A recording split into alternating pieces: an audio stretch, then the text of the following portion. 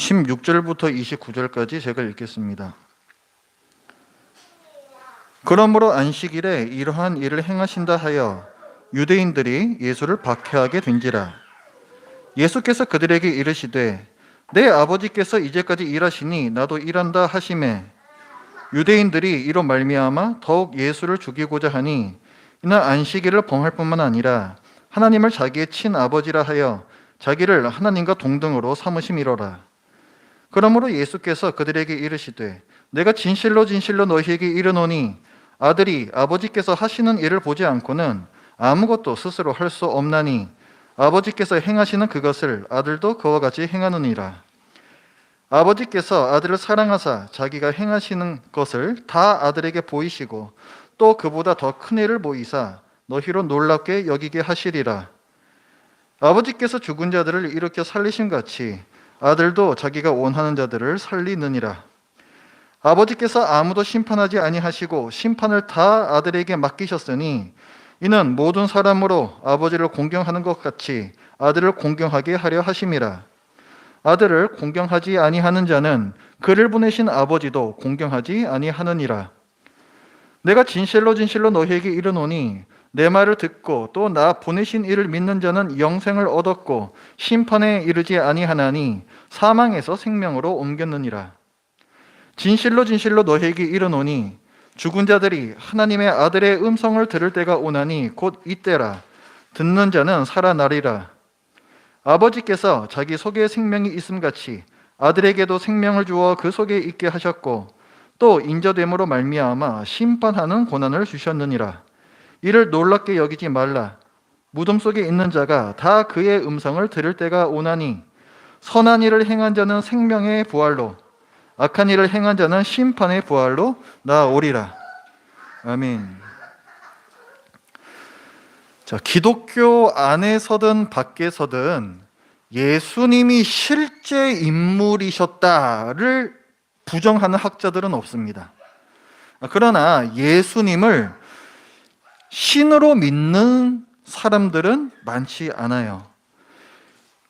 예수는 자기가 하나님의 아들이라고 말했는데 혹시 미치광이가 아니었을까?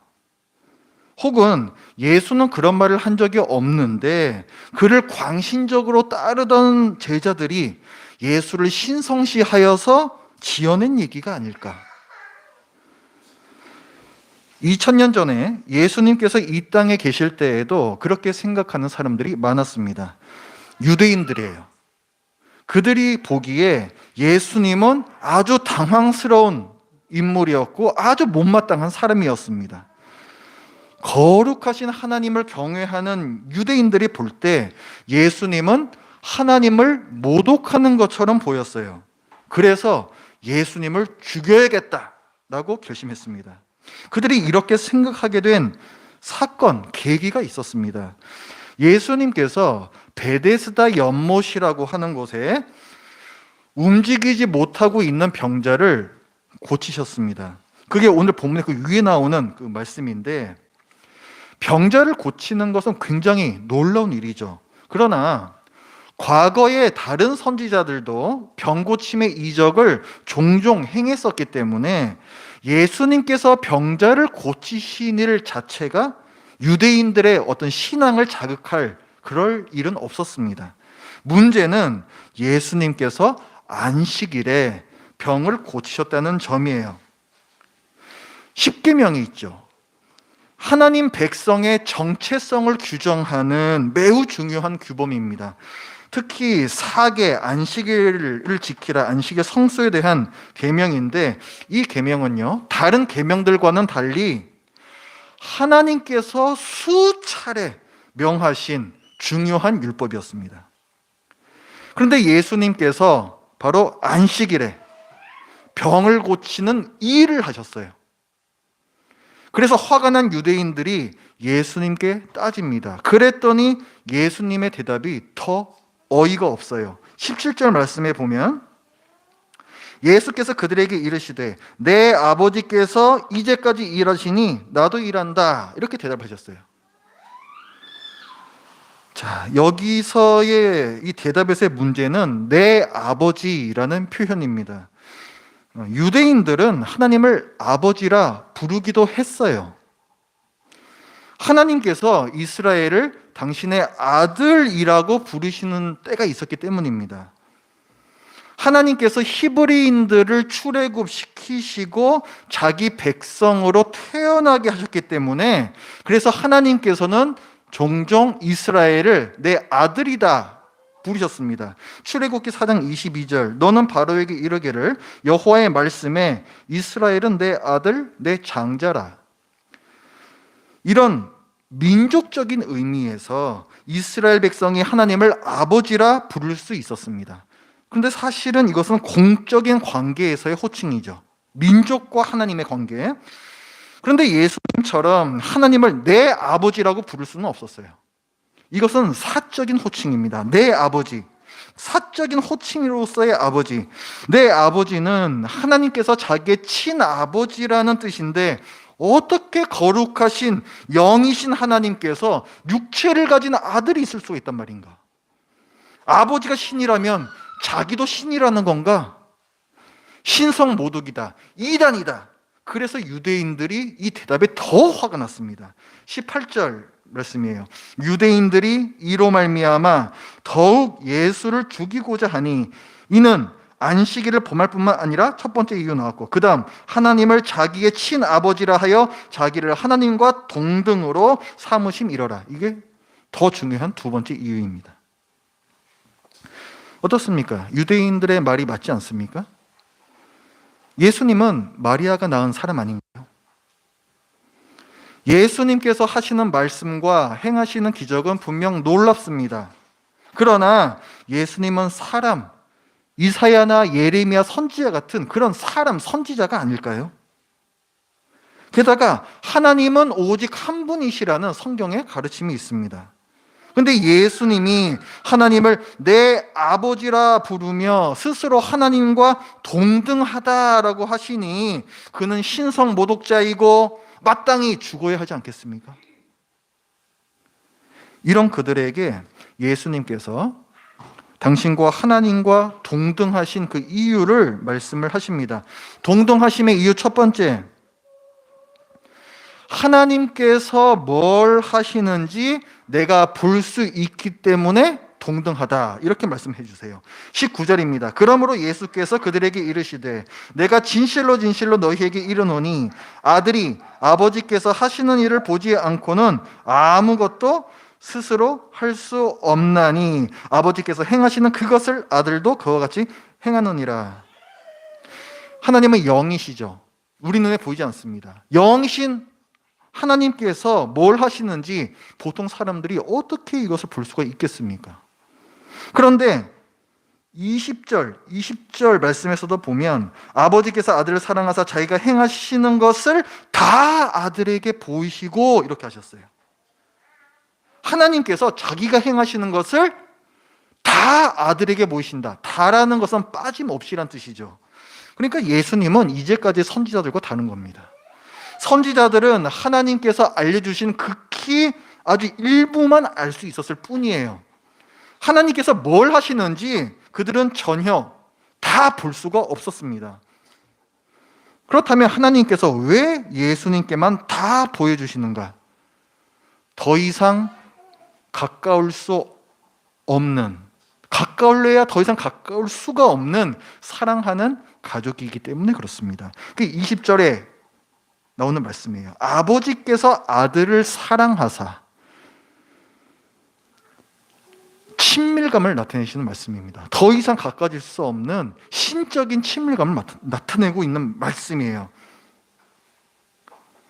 그러면 19절에 아들이 아버지께서 하시는 일을 보지 않고는 아무것도 스스로 할 수 없다. 이거는 무슨 뜻일까요? 예수님께서 하시는 일이 실제로 하나님께서 하시는 일이라는 뜻입니다. 구분이 되지 않는다는 거예요. 예수님께서 하시는 일은 실제로 하나님께서 하고 계신 일이다. 그러므로 예수님의 말과 행위에는 하나님과 동등한 권위가 있습니다. 동등하심의 이유 두 번째, 하나님께서 당신과 예수님이 동등하다라고 친히 인정을 하십니다. 23절, 이는 모든 사람으로 아버지를 공경하는 것 같이 아들을 공경하게 하려 하심이라. 하나님을 공경하는 것처럼 그대로 아들을 공경하기를 원하신다는 거예요. 누가? 하나님께서, 다름 아닌 하나님께서 그걸 원하신다라고 하고 있습니다. 이어지는 말씀에 보면은 아들을 공경하지 아니하는 자는 그를 보내신 아버지도 공경하지 아니하느니라. 똑같은 말이지만 더 강조하는 표현이죠. 이런 하나님의 뜻은 십계명 중 1개와 부딪히는 것 같지 않습니까? 나 외에는 다른 신들을 섬기지 말라. 배타적 충성이죠. 그런데 하나님 외에 그 아들도 공경을 하라 그러니 모순되지 않나요? 하나님께서 예수님을 당신만큼 공경하기 원하신다라는 말씀은 예수님이 하나님과 동등하다라는 의미 외에는 해석할 수가 없습니다. 지금 유대인들은 어떻습니까? 예수님이 신성 모독죄를 범했다고 생각했죠. 친아버지라 하면서 자기를 하나님과 동등하다 여기고 있다. 신성 모독죄다 생각했죠. 그러나 예수님과 하나님이 동등하시다면 신성 모독을 범한 것은 유대인들입니다. 그들이 예수님을 하나님으로 공경하지 않고 더 나아가 예수님을 죽이려 한다면 이것은 최악의 신성 모독죄예요. 예수님께서 베데스다 연못에 누워있던 병자를 고치셨을 때 유대인들이 이걸 보면서 놀랬습니다.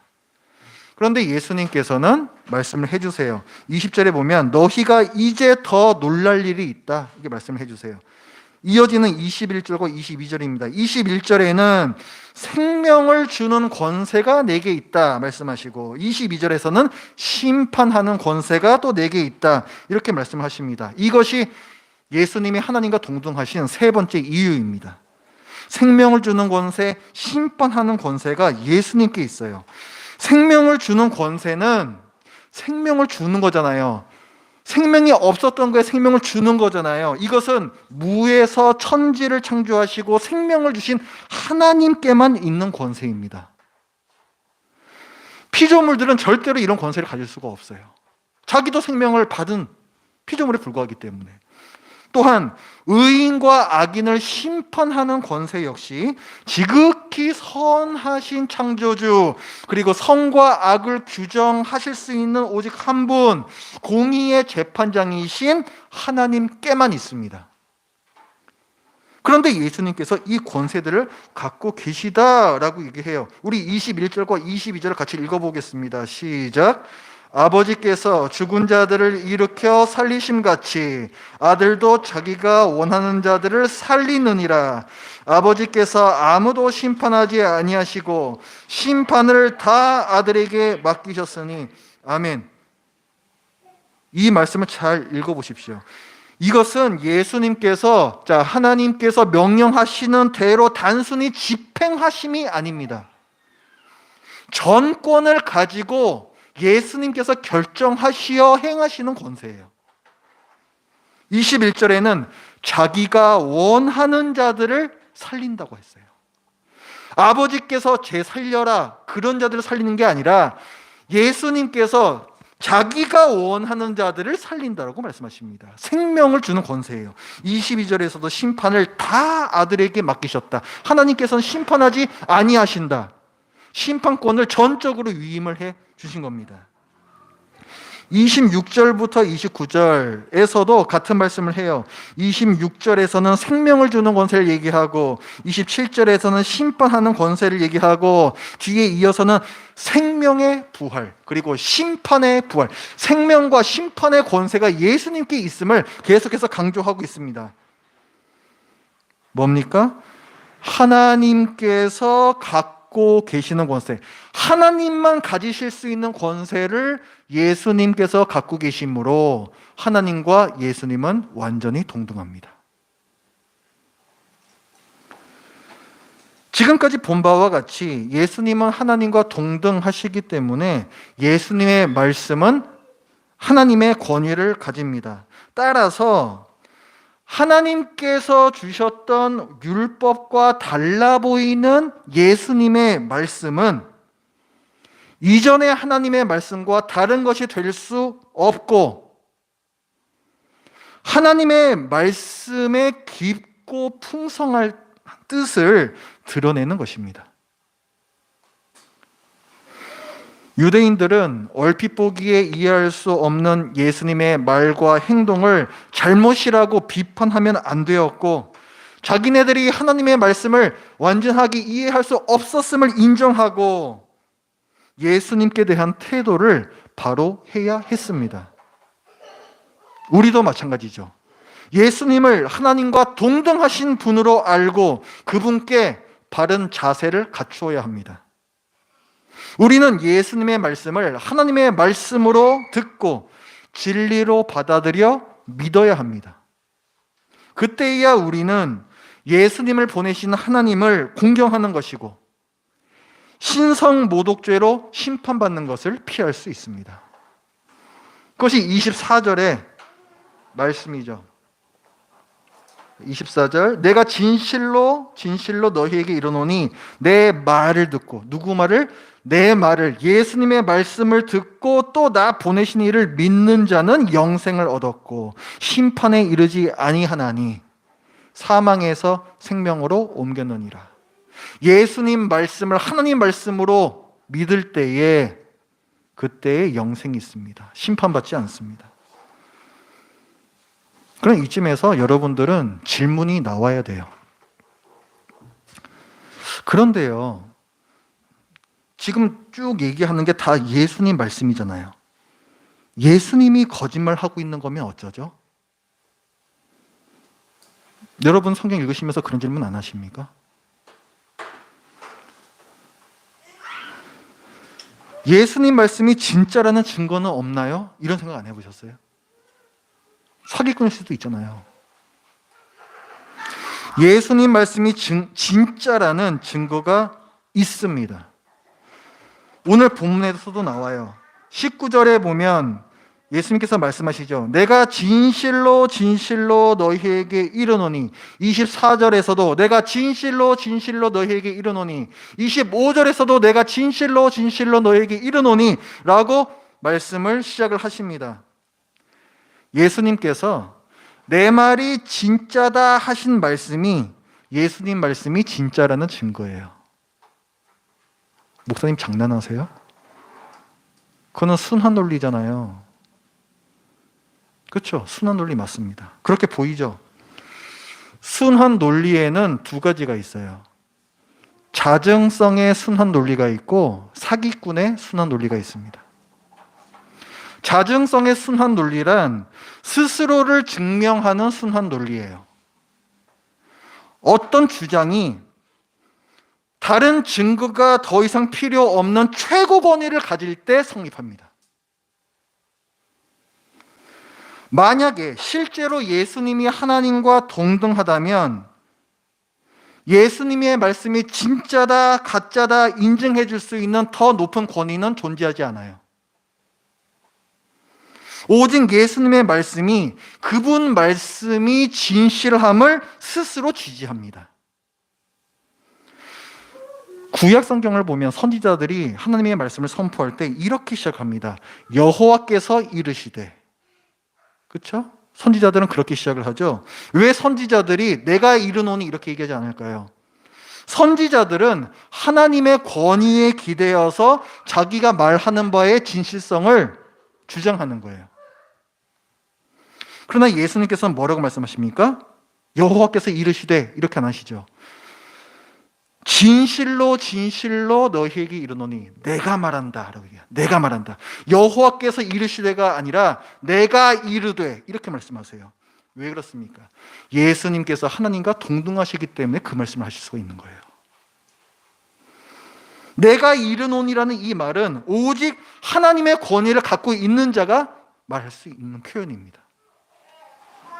내가 최고의 권위이기에 스스로의 참됨을 증거하는 것, 이것이 자증성의 순환 논리입니다.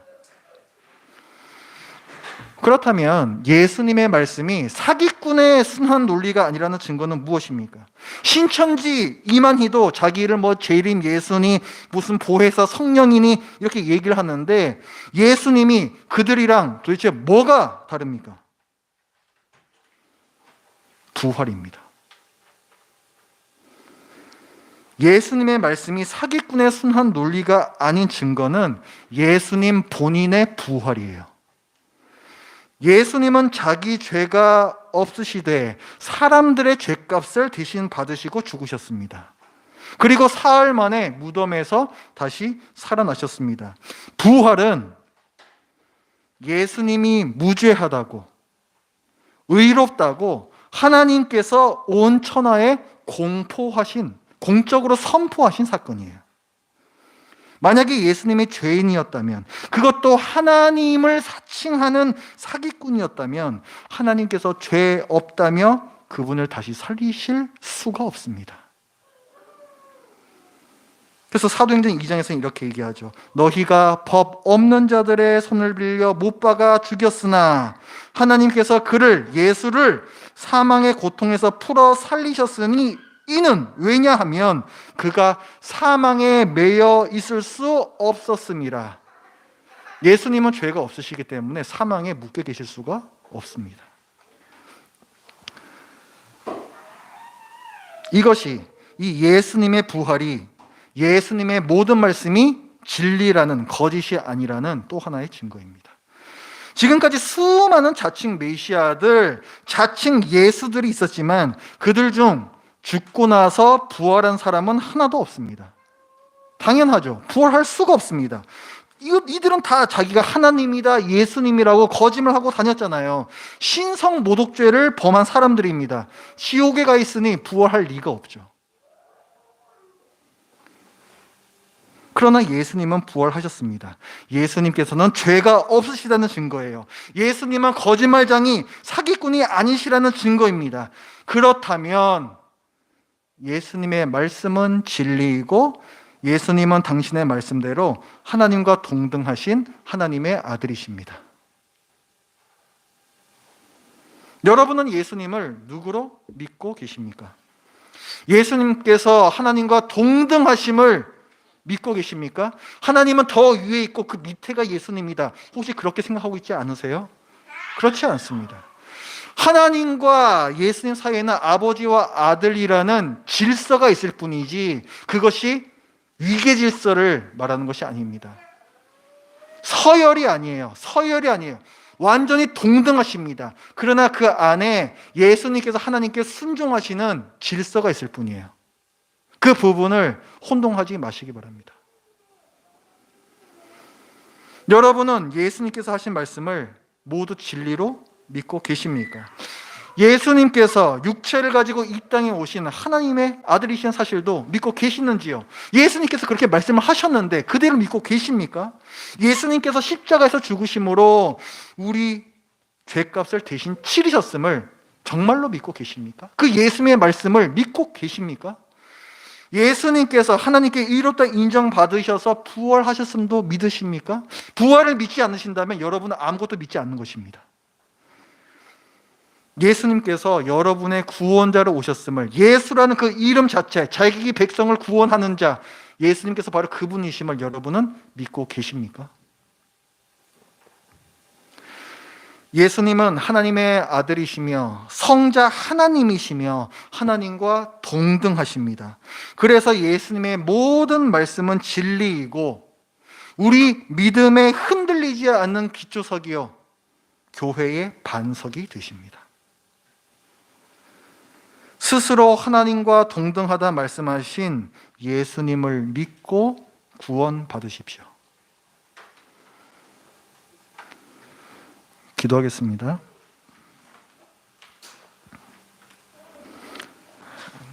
하나님 아버지, 하나님을 신실하게 섬기겠다며 또 거룩하신 하나님을 경외하겠다고 했던 그 유대인들의 잘못된 이해 가운데에서 또 예수님을 핍박하고 또 박해하고 죽이려까지 했던 이런 잘못된 모습들을 통해 저희들 안에도 어쩌면 유대인들과 그리 다를 바 없는 오해가 지금까지 있었음을 저들이 살펴보았습니다. 하나님과 예수님께서 완전히 동등하신 분이라는 사실을 저희들이 제대로 알지 못하고 혹시 저희 마음대로 예수님을 어떤 분이시다라고 규정하지는 않았습니까?